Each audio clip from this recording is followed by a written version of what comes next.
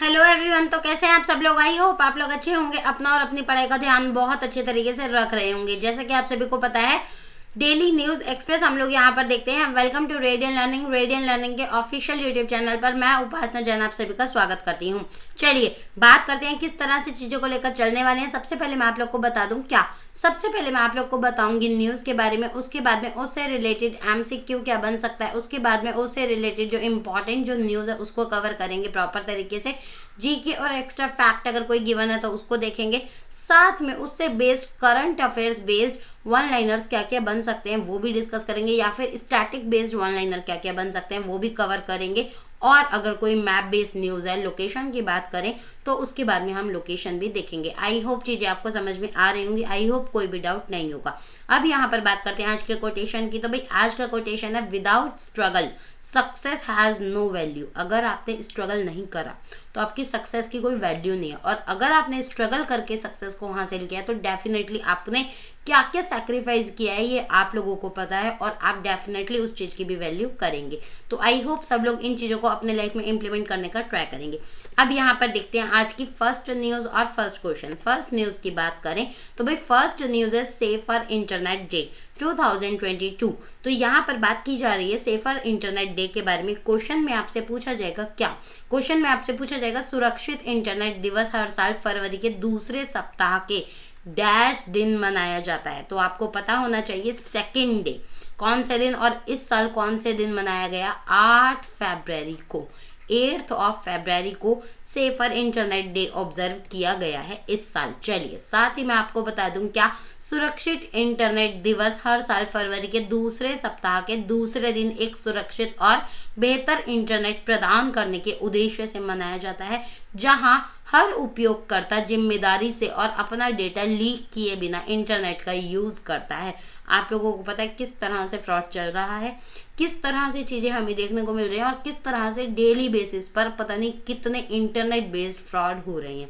Payment को लेकर, transactions को लेकर, ठीक है, बहुत सारी चीज़ों को लेकर हमें दिन ब दिन बहुत सारे फ्रॉड्स देखने को मिलते हैं, और इन चीज़ों को अवेयर करने के लिए, प्रोवाइड करने के लिए, safer and better internet provide करने के लिए इन सारी चीज़ों को देखा गया है, इन सारी चीज़ों को ऑब्जर्व किया जाता है, राइट। चलिए सेकेंड डे ऑफ एवरी फरवरी के सेकेंड वीक, मतलब आपको पता होना चाहिए सेकेंड वीक में सेकेंड डे फरवरी का हर साल इंटरनेट सेफर डे मनाया जाता है।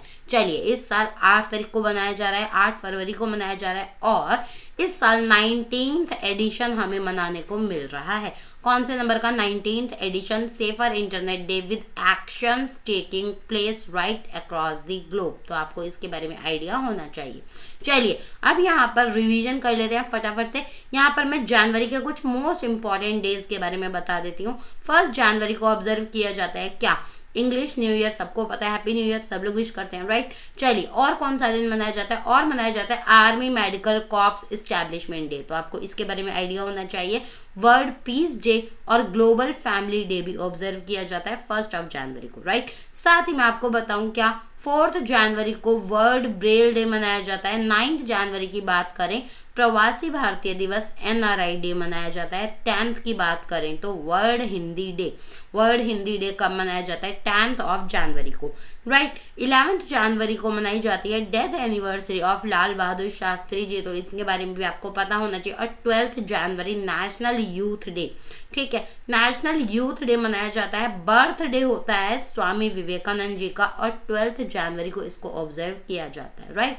15th जनवरी की बात करें आर्मी डे, साथ में 23rd जनवरी की बात करें नेताजी सुभाष चंद्र बोस का बर्थडे मनाया जाता है। 24th जनवरी की बात करें तो national girl child day of India मनाया जाता है। एंड 25th की बात करें तो बहुत सारे दिन मनाए जाते हैं। कौन कौन से? International custom duty day, and second one is India tourism day, ये भी मनाया जाता है 25 जनवरी को। और नेशनल वोटर्स डे भी ऑब्जर्व किया जाता है 25 जनवरी को, राइट। 26 जनवरी सबको पता ही है। और इस साल कौन सा गणतंत्र दिवस मनाया गया था ये भी आप बताइएगा कमेंट बॉक्स में।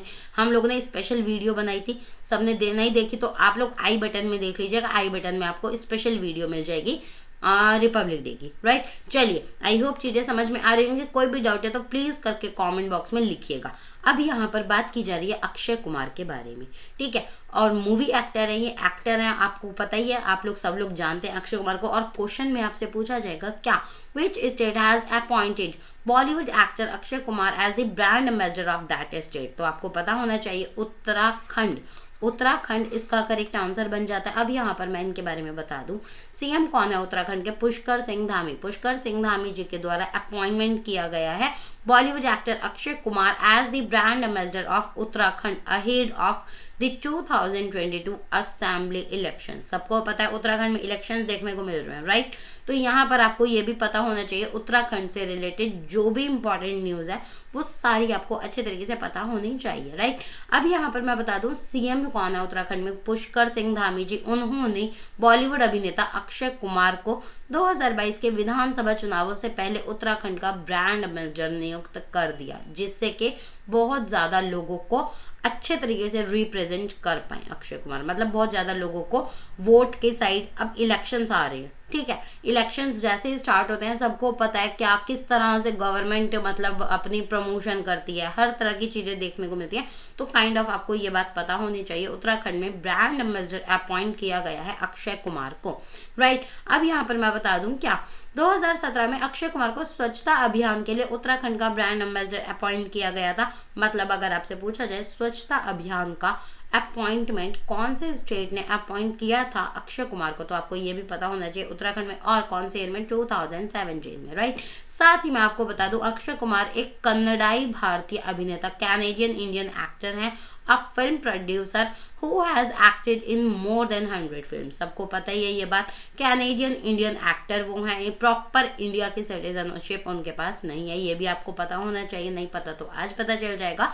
साथ ही एक फिल्म प्रोड्यूसर भी वो हमें देखने को मिल जाते हैं जिन्होंने 100 से ज़्यादा मूवीज़ में काम किया है, तो आपको ये भी पता होना चाहिए। चलिए अब यहाँ पर बात करते हैं आज की मोस्ट इंपॉर्टेंट न्यूज़ के बारे में। सारी न्यूज़ इंपॉर्टेंट होती है, सबको पता होना चाहिए इन न्यूज़ों के बारे में। और यहाँ पर बात की जा रही है बहुत ही ज़्यादा मतलब इंपॉर्टेंट एक्ट्रेस के बारे में, दिशा पटानी, और बहुत ही ज़्यादा लाइक अभी हाईलाइटेड एक्ट्रेस भी है, राइट। तो यहाँ पर आपसे क्वेश्चन में पूछा जाएगा बहुत सिंपली क्या, डैश इंडिया लिमिटेड ने बॉलीवुड अभिनेत्री दिशा पटानी को अपना ब्रांड एम्बेसडर अपॉइंट किया। तो आपको पता होना चाहिए बाटा इसका करेक्ट आंसर हमें देखने को मिल जाएगा।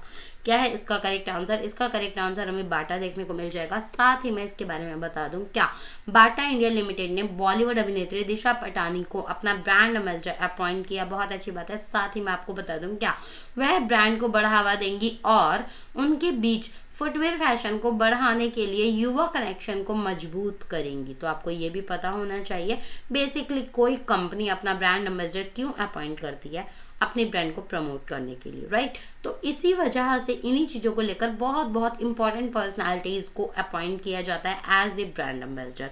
अब यहाँ पर बात करते हैं क्या, इससे पहले बाटा के तहत विभिन्न लेवलों को बढ़ावा देने के लिए कृति सेनन, सबको पता है कृति सेनन के बारे में, और सुशांत सिंह राजपूत जी, और क्रिकेट खिलाड़ी कौन, स्मृति मंधाना के साथ साथ मशहूर हस्तियों के साथ जुड़ा हुआ है। तो मतलब बाटा ने बहुत सारे लोगों को, बहुत सारे फेमस पर्सन्स को अपना ब्रांड एम्बेसडर अपॉइंट किया है इससे पहले भी। चलिए अब यहाँ पर कुछ इंपॉर्टेंट ब्रांड एम्बेसडर्स देख लेते हैं। अदिति अशोक की बात करें तो वो हुंडई मोटर इंडिया की ब्रांड एम्बेसडर हमें देखने को मिल जाती है। रविंद्र पहल की बात करें, रियल 11 के हमें ये ब्रांड एम्बेसडर देखने को मिल जाते हैं, राइट। विजय राज और वरुण शर्मा की बात करें, इज माई ट्रिप, इसके बारे में हमने वीडियो में भी बात करी थी। दीपिका पादुकोण के बारे में बात करें, एडिडास, एलॉयड, लेवाइज और plant based nutrition brand Oziva. तो आपको इन सब का नाम पता होना चाहिए। दीपिका पादुकोण कौन कौन से ब्रांड से रिलेटेड है, एडिडास, एलॉयड, Levi's, plant based nutrition brand OZiva. चलिए मनोज बाजपेयी जी की बात करें तो FloBiz flagship product name my bill book, तो आपको इसके बारे में पता होना चाहिए। सलमान खान की बात करें तो Covid vaccine ambassador of Maharashtra, तो आपको इसके बारे में पता होना चाहिए। और पंजाब में कौन है कोविड वैक्सीन के ब्रांड एम्बेसडर, तो ये पंजाब में है सोनू सूद, राइट। इनके बारे में भी आपको पता होना चाहिए। और सलमान खान कहाँ के हैं, महाराष्ट्र के हैं। साथ में पेप्सी और नवरत्ना ऑयल के हैं, राइट। MC मैरी कॉम की बात करें, ट्राइफेड आदि महोत्सव की ये ब्रांड एम्बेसडर हमें देखने को मिल जाती हैं। आई होप चीज़ें समझ में आ रही होंगी, चीज़ें क्लियर हो रही होंगी। अब यहाँ पर बात करते हैं क्या, अमेज़ॉन के बारे में। सबको पता है अमेज़ॉन किस तरह की कंपनी है, क्या करती है, किस तरह से सर्विसेज हम लोगों को देती हैं। अब यहाँ पर बात कर रहे हैं इंडिया से रिलेटेड इंपॉर्टेंट न्यूज़ है और अमेज़ॉन से रिलेटेड। क्वेश्चन में आपसे पूछा जाएगा क्या, अमेज़ॉन इंडिया ने महिला उद्यमियों के विकास का समर्थन करने के लिए डैश राज्य ग्रामीण आजीविका संवर्धन सोसाइटी के साथ में एक समझौता ज्ञापन पर हस्ताक्षर किए। तो यहाँ पर बेसिकली आपसे पूछा गया है कौन सा स्टेट, तो आपको पता होना चाहिए इसका करेक्ट आंसर है कर्नाटका। कर्नाटका इसका करेक्ट आंसर हमें देखने को मिल जाता है। अब यहाँ पर बात करते हैं इस न्यूज़ के बारे में प्रॉपर तरीके से। अमेज़ॉन इंडिया ने महिला उद्यमी, मतलब यहाँ पर बात की जा रही है वुमेन एंटरप्रेन्योर्स के बारे में, महिला उद्यमियों के विकास का समर्थन करने के लिए कर्नाटक राज्य ग्रामीण आजीविका संवर्धन सोसाइटी के साथ में एक MOU को साइन किया। राइट, MOU को साइन किया। साथ में मैं बता दूं अमेज़ॉन इंडिया अपने मंच में संजीवनी KSRALPS लॉन्च करेगी। KSRLPS मतलब Karnataka state rural livelihood promotion society. तो इसके बारे में यहाँ पर बात की जा रही है और हजारों ग्रामीण महिला उद्यमियों को प्रशिक्षित और सशक्त बनाने के लिए सहेली कार्यक्रम के लाभों का विस्तार भी करने वाली है और अपने उत्पादों के लिए व्यापक बाजार तक ऑनलाइन पहुंच प्रदान करेगी। तो बेसिकली यहाँ पर सहेली नाम का प्रोग्राम स्टार्ट किया जा रहा है संजीवनी KSRLPS के प्लेटफॉर्म पर। तो यहाँ पर इस तरह से चीज़ें देखने को मिलने वाली हैं। Amazon India will launch in its platform क्या, संजीवनी KSRLPS। तो आपको इसके बारे में पता होना चाहिए और सहेली प्रोग्राम के बारे में यहाँ पर भी आपको पता होना चाहिए। आई होप चीज़ें समझ में आ रही होंगी। अच्छा, यहाँ पर मैं बता दूँ सहेली कार्यक्रम जो है ना, Saheli program offers training and skill development workshops to help women entrepreneurs. तो आपको इसके बारे में भी पता होना चाहिए। सहेली कार्यक्रम महिला उद्यमियों की मदद के लिए प्रशिक्षण और कौशल विकास कार्यशालाएं प्रदान करता है। चलिए अब यहाँ पर देख लेते हैं कुछ चीजें कर्नाटका से रिलेटेड। राइट, अब यहाँ पर मैं बता दूं what is the capital of Karnataka. आपको पता है Bangalore. Right, when was Bangalore renamed Bengaluru. तो आपको ये भी पता होना चाहिए 1 नवंबर 2014। राइट, अब यहाँ पर मैं बता दूं when was Mysore renamed as Karnataka 1973। Historical based question है कर्नाटका से रिलेटेड। 1973 में मैसूर का नाम कर्नाटक रख दिया गया था। Right, which city is known as the Silicon Valley of India. तो सबको पता है बेंगलुरु, सबको पता होना चाहिए। नहीं पता तो मैं बता देती हूँ। सिलिकॉन वैली ऑफ इंडिया के नाम से कौन सी सिटी को जाना जाता है, बेंगलुरु को जाना जाता है। Right, who was the first CM of Karnataka. जब मैसूर था ना कर्नाटका, तब उसको जाना जाता था, मतलब तब उसमें फर्स्ट CM कौन थे, तो आपको ये भी पता होना चाहिए के चेंगलारले रेड्डी। तो आपको ये नाम पता होना चाहिए, KC रेड्डी करके आप इनको याद कर सकते हैं। चलिए, तो आई होप चीज़ें समझ में आ रही होंगी, कोई भी डाउट नहीं होगा। अब यहाँ पर बात करते हैं फेस्टिवल के बारे में। राइट, फेस्टिवल के बारे में अब यहाँ पर हम लोग बात करने वाले हैं। क्वेश्चन आप लोगों से क्या पूछा जाएगा, कांचोट उत्सव किस राज्य या केंद्र शासित प्रदेश में मनाया जाता है। तो आपको पता होना चाहिए जम्मू कश्मीर। जम्मू कश्मीर की यहाँ पर बात की जा रही है, JNK इसका करेक्ट आंसर हमें देखने को मिल जाएगा। अब इस फेस्टिवल के बारे में मैं आपको बता दूं क्या, माघ महीने के शुक्ल पक्ष के दौरान, जो आमतौर पर जनवरी या फरवरी में पड़ता है, काचोट का प्राचीन त्योहार मुख्य रूप से नाग अनुयायियों के द्वारा मनाया जाता है। यह त्योहार जम्मू और कश्मीर के चिनाब घाटी क्षेत्र में धार्मिक उत्साह के साथ मनाया जाता है। तो आपको इसके बारे में भी पता होना चाहिए। साथ ही मैं बता दूं क्या, 3 दिवसीय त्योहार विवाहित महिलाओं के द्वारा मनाया जाता है जो अपने हस्बैंड की लंबी उम्र के लिए प्रार्थना करती हैं, काइंड ऑफ करवा चौथ। राइट, तो आपको इसके बारे में भी पता होना चाहिए थोड़ा थोड़ा, मतलब कब मनाया जाता है, कौन से स्टेट या कौन से यूनियन टेरिटरी से रिलेटेड है, इन सब चीज़ों का आपको आइडिया होना चाहिए। राइट, कांचौट या गौरी तृतीया जम्मू प्रांत के पहाड़ी किश्तवाड़, रामबन और डोडा में व्यापक रूप से मनाया जाता है। तो थोड़ा थोड़ा आपको इन चीज़ों का भी आइडिया होना चाहिए। राइट, अब यहाँ पर मैं बता दूँ यह त्योहार भद्रवाह मतलब मिनी कश्मीर के नाम से भी जाना जाता है और कोटली, मथुला, खाटा, खांगल, गुप्त गंगा, चिनौट, कपरा, भालरा, भेजा, चिंचोरा और अन्य क्षेत्रों में मनाया जाता है। तो आपको इसके बारे में भी थोड़ा थोड़ा आइडिया होना चाहिए। कई बार स्टेटमेंट बन के आ जाता है क्वेश्चन, या फिर कई बार वन लाइनर के फॉर्म में भी क्वेश्चन आपसे पूछा जाता है, राइट। अब यहाँ पर कुछ कुछ स्टेट के कुछ कुछ फेस्टिवल्स के बारे में बात कर लेते हैं, राइट। अब यहाँ पर मैं बताऊँ, क्या मोढेरा नृत्य महोत्सव किस राज्य से संबंधित है? तो आपको पता होना चाहिए गुजरात से संबंधित है। साथ ही माजुली फेस्टिवल कौन से स्टेट से रिलेटेड है? असम से रिलेटेड है, राइट। साथ ही मैं बता दूं, राजगीर डांस फेस्टिवल कहाँ से? बिहार से रिलेटेड है। और अगर मैं बताऊं, क्या तेजाजी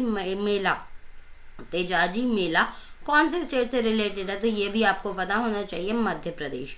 साथ में दोस मुचे उत्सव कौन सी जगह से रिलेटेड है? तो ये भी आपको पता होना चाहिए, J&K, जम्मू कश्मीर से ये रिलेटेड हमें देखने को मिल जाते हैं। तो ये सारे इंपॉर्टेंट फेस्टिवल्स मैंने कुछ कुछ बता दिए, और काचोट फेस्टिवल की भी हमने बात कर लिया, जम्मू कश्मीर से रिलेटेड हमें देखने को मिल जाता है। अब यहाँ पर बात करते हैं RBI के बारे में, राइट। RBI के बारे में यहाँ पर हम लोग बात करने वाले हैं। क्वेश्चन में आपसे पूछा जाएगा, क्या भारतीय रिजर्व बैंक फरवरी 2022 को वित्तीय साक्षरता सप्ताह 2022 के रूप में मनाएगा? तो आपको पता होना चाहिए 14 to 18, 14 से लेकर 18 फरवरी तक RBI जो है ना वो ऑब्जर्व कर रहा है एज फाइनेंशियल लिटरेसी वीक। तो आपको इसके बारे में पता होना चाहिए। साथ ही मैं बता दूं इसके बारे में और चीजें, 14 से लेकर 18 फरवरी को वित्तीय साक्षरता सप्ताह ये मनाने वाला है। साथ ही भारतीय रिजर्व बैंक देश भर में एक विशेष विषय पर वित्तीय शिक्षा संदेशों का प्रचार करने के लिए 2016 से हर साल वित्तीय साक्षरता सप्ताह आयोजित कर रहा है। तो आपको इसके बारे में भी पता होना चाहिए। चलिए, साथ ही मैं बता दूं, बैंकों को सूचना का प्रसार करने और अपने ग्राहकों और आम जनता के बीच जागरूकता पैदा करने की भी सलाह दी गई है इसके द्वारा। साथ ही इस साल का जो थीम है वो क्या है? गो डिजिटल गो सिक्योर, मतलब गो डिजिटल गो सिक्योर इस साल का हमें थीम देखने को मिल जाता है। वित्तीय यहाँ पर बात की जा रही है, the theme is aligned with one of the strategic objectives of the national strategy for financial education 2020 to 2025। तो आपको इसके बारे में पता होना चाहिए। वित्तीय शिक्षा 2020-2025 के लिए राष्ट्रीय रणनीति के रणनीतिक उद्देश्यों में से एक के साथ जुड़ा हुआ है। तो आपको इसके बारे में पता होना चाहिए। कब से कब तक मनाया जाता है? 14 to 18 फरवरी इस साल मनाया गया है, राइट। गो डिजिटल गो सिक्योर इस साल का थीम हमें देखने को मिला है, किसका? फाइनेंशियल लिटरेसी वीक का। चलिए, अब यहाँ पर बात करते हैं आज की अगली इंपॉर्टेंट न्यूज़ के बारे में। केरला से न्यूज़ हमें देखने को मिलती है, और क्वेश्चन में आपसे पूछा जाएगा, क्या क्वेश्चन में आपसे पूछा जाएगा बड़े ही प्यार से, which state government has signed an MOU with the Social Alpha's Energy Lab, that is Clean Energy International Incubation Center, CEIIC, right. तो क्वेश्चन में आपसे पूछा गया है, किस राज्य सरकार ने सोशल अल्फा की energy lab clean energy international incubation center के साथ में एक समझौता किया? तो आपको पता होना चाहिए, केरला की गवर्नमेंट ने एक MOU पर साइन किया है, किसके साथ में? Social Alpha's Energy lab, that is clean energy international incubation centre, CEIIC। चलिए, अब इसके बारे में मैं आपको बता दूं एग्जैक्टली क्या चीज़ न्यूज़ में हमें देखने को मिल रही है। केरल सरकार ने केरल के अभिनव और स्वच्छ ऊर्जा प्रौद्योगिकी कार्यक्रमों का समर्थन करने के लिए सोशल अल्फा की energy lab, that is clean energy international incubation centre, CEIIC के साथ में एक समझौता ज्ञापन पर हस्ताक्षर किए हैं। बहुत अच्छी बात है। साथ ही मैं आपको बता दूं, क्या केरल सरकार ने केरल विकास और नवाचार रणनीति परिषद और ऊर्जा प्रबंधन केंद्र के माध्यम से इस समझौते पर हस्ताक्षर किए? तो आपको ये भी पता होना चाहिए किस तरह से यहाँ पर चीज़ें हमें देखने को मिल रही हैं। चलिए, अब यहाँ पर बात करते हैं आज की अगली इंपॉर्टेंट न्यूज़ के बारे में। क्वेश्चन में आपसे क्या पूछा जाएगा वो भी देखते हैं, और न्यूज़ अगर मैं आपको बताऊँ, क्या news and NITI Aayog USAID to collaborate in health care, मतलब नीति आयोग ने और यूएस एजेंसी इंटरनेशनल डेवलपमेंट ने हाथ मिलाया है, कोलैबोरेशन किया है। क्वेश्चन में आपसे पूछा जाएगा, क्या sustainable access to markets and resources for innovative delivery of health care, that is Samridh, right. Initiative was announced by which mission, तो आपको ये पता होना चाहिए हेल्थ केयर की इनोवेटिव डिलीवरी समृद्ध पहल के लिए बेरोजगारों और संसाधनों के सतत पहुंच की घोषणा किस मिशन के द्वारा की गई थी, तो आपको पता होना चाहिए अटल इनोवेशन मिशन, AIM जिसे हम कहते हैं, राइट। अब यहाँ पर एक्चुअली में न्यूज़ क्या है वो मैं आपको बता देती हूँ। क्या हेल्थ केयर की इनोवेटिव डिलीवरी पहल के लिए बाजारों और संसाधनों तक सतत पहुंच की घोषणा नीति आयोग के अटल इनोवेशन मिशन के द्वारा US agency for international development के सहयोग से की गई थी, तो आपको इसके बारे में पता होना चाहिए। अटल इनोवेशन मिशन के द्वारा यहाँ पर अनाउंसमेंट की गई है और नीति आयोग से रिलेटेड है AIM मतलब अटल इनोवेशन मिशन, राइट। तो इसके द्वारा US agency for international development के सहयोग के साथ में यहाँ पर चीज़ें हमें देखने को मिल रही हैं। अब यहाँ पर मैं बता दूँ यह नई साझेदारी टियर 2 और टियर 3 शहरों के साथ साथ ग्रामीण और आदिवासी क्षेत्रों में कमज़ोर आबादी के लिए गुणवत्ता और सस्ते स्वास्थ्य सेवा तक पहुंच में भी सुधार करने की बात यहाँ पर की गई है। तो यहाँ पर बातें की गई हैं टियर 2 और टियर 3 शहरों के साथ साथ तो ग्रामीण और आदिवासी क्षेत्रों में कमजोर आबादी के लिए गुणवत्ता और सस्ती स्वास्थ्य सेवा पहुंच में सुधार करने वाली है। तो यहाँ पर जिस चीज़ की ज़रूरत भी है क्वालिटी पर ध्यान दिया जाएगा, अमाउंट पर ध्यान दिया जाएगा, चार्जेस पर ध्यान दिया जाएगा, जिससे कि वो मोर अफोर्डेबल और मोर अच्छी क्वालिटी वाला बनेगा, राइट। तो यहाँ पर चीज़ें इस तरह से हमें देखने को मिलने वाली हैं। और साथ ही अगर मैं बताऊँ क्या USAID IPE global and stakeholders from Indian government, private sector and academia developed the innovative that is Samriddh blended finance facility in 2022।